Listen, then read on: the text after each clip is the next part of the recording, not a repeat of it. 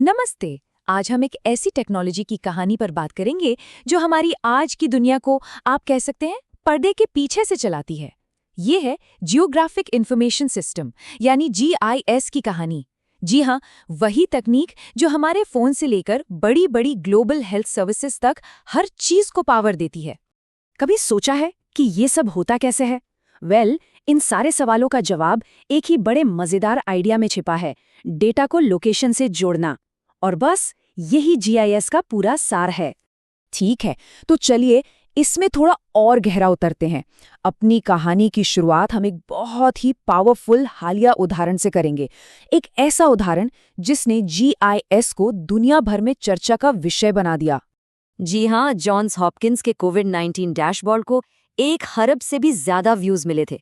ये सिर्फ एक नक्शा नहीं था, ये असल में एक लाइव सांस लेता हुआ डेटा सिस्टम था। एक ऐसा पावरफुल टूल जिससे बड़े बड़े फैसले लिए जा रहे थे। इसने पूरी दुनिया को एक बहुत बड़े संकट को समझने में मदद की और हमें ये भी दिखाया कि आज का जीआईएस असल में कितना ताकतवर हो सकता है। लेकिन इस हाईटेक दुनिया तक पहुंचने से पहले हमें समय में थोड़ा पीछे जाना होगा, क्योंकि इस टेक्नोलॉजी की जड़ें कंप्यूटर्स के आने से बहुत बहुत पहले की हैं। इसकी शुरुआत हुई एक सरल लेकिन क्रांतिकारी आइडिया से कि अलग-अलग जानकारी को एक ही जगह पर एक साथ देखने के लिए उन्हें परतों में यानी लेयर्स में रखा जाए। ये एक बहुत ही अहम मोड़ था। पहली बार किसी ने बीमारी के पैटर्न को समझने के लिए डेटा को एक नक्शे पर उतारा। उन्होंने हर केस को एक डॉट से मार्क किया और देखते देखते एक पैटर्न सामने आ गया जो सीधे एक ही पानी के पंप की ओर इशारा कर रहा था। तो ये सिर्फ एक नक्शा नहीं था, ये एक जवाब था। डॉक्टर स्नो ने जो किया उसे आज हम स्थानिक विश्लेषण या स्पेशल एनालिसिस कहते हैं। ये सिर्फ नक्शा बनाने से कहीं ज्यादा है।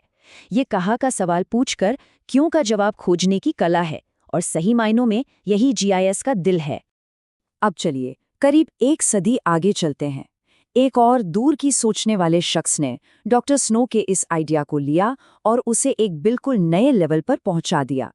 जॉन स्नो की तरह लैंडस्केप आर्किटेक्ट इयन मैकहाग ने भी स्पेशल डेटा की अहमियत को समझा, लेकिन उन्होंने इसे किसी एक बीमारी के बजाय पूरे पर्यावरण को समझने के लिए इस्तेमाल किया।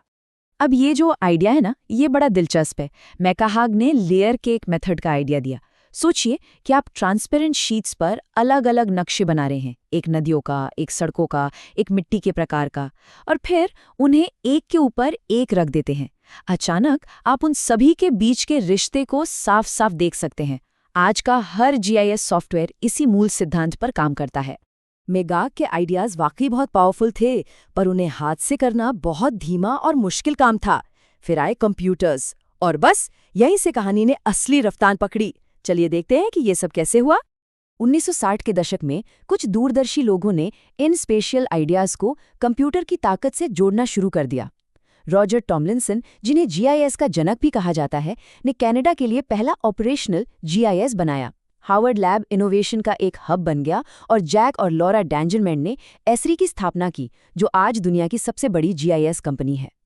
तो अब हमारे पास आइडियाज थे और हमारे पास कंप्यूटर भी थे, लेकिन एक बहुत बड़ी चीज अब भी गायब थी, और वो थी बड़े पैमाने पर डेटा।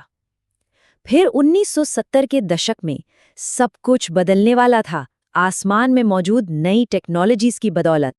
ये एक तरह का परफेक्ट संगम था।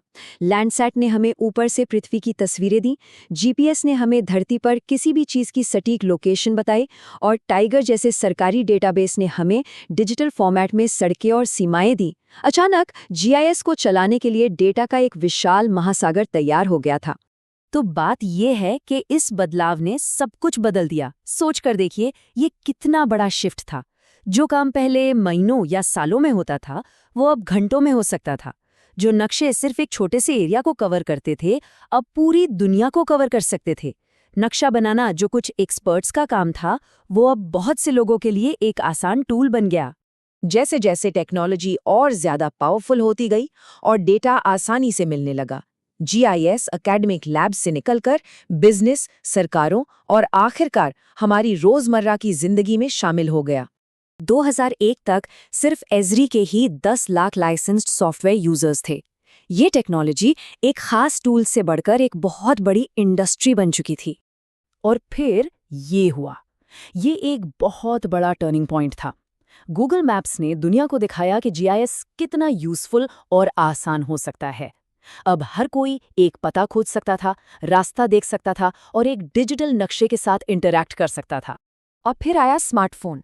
इसने तो जीआईएस को सीधा हमारी जेब में डाल दिया। अब लोकेशन की जानकारी हमेशा हमारे पास थी और हर कोई अपने फ़ोन से जियोग्राफिक डेटा बना सकता था, चाहे वो किसी तस्वीर को जियो टैग करना हो या किसी रेस्टोरेंट में चेक इन करना हो। आखिर में क्लाउड कंप्यूटिंग ने जीआईएस प्रोफेशनल्स के लिए एक दूसरे के साथ मिलकर काम करना और बड़े बड़े डेटा सेट्स शेयर करना मुमकिन बना दिया। अब दुनिया भर की टीमें एक ही नक्शे पर एक साथ काम कर सकती हैं, जिससे समस्याओं को और भी तेजी से सुलझाया जा सकता है। ये सारी कहानी हमें आज तक ले आती है। जीआईएस एक अदृश्य लेकिन बेहद ज़रूरी तकनीक बन गया है जो हमारी दुनिया की समझ को ताकत दे रहा है। लेकिन कहानी यहीं खत्म नहीं होती। भविष्य तो और भी रोमांचक है। जियो एआई हमें बड़े डेटा सेट्स में ऐसे पैटर्न खोजने में मदद कर रहा है जो इंसान कभी नहीं देख सकते, जैसे ट्रैफिक जैम की भविष्यवाणी करना। डिजिटल ट्विन्स हमें शहरों के हूबहू वर्चुअल मॉडल बनाने की सुविधा दे रहे हैं और वर्चुअल रियलिटी हमें अपने डेटा के अंदर कदम रखने दे रही है, जैसे किसी भविष्य की बिल्डिंग के 3D मॉडल में घूमना। तो हम जॉन स्नो के हाथ से बनाए गए उस एक नक्शे से एक ऐसी दुनिया में आ गए हैं जहां हर दिन अरबों नक्शे बनाए और इस्तेमाल किए जाते हैं। ये टेक्नोलॉजी हमें दिखाती है कि हम कहाँ हैं, और इससे भी ज़्यादा ज़रूरी बात, ये हमें ये तय करने में मदद करती है कि हमें आगे कहाँ जाना है।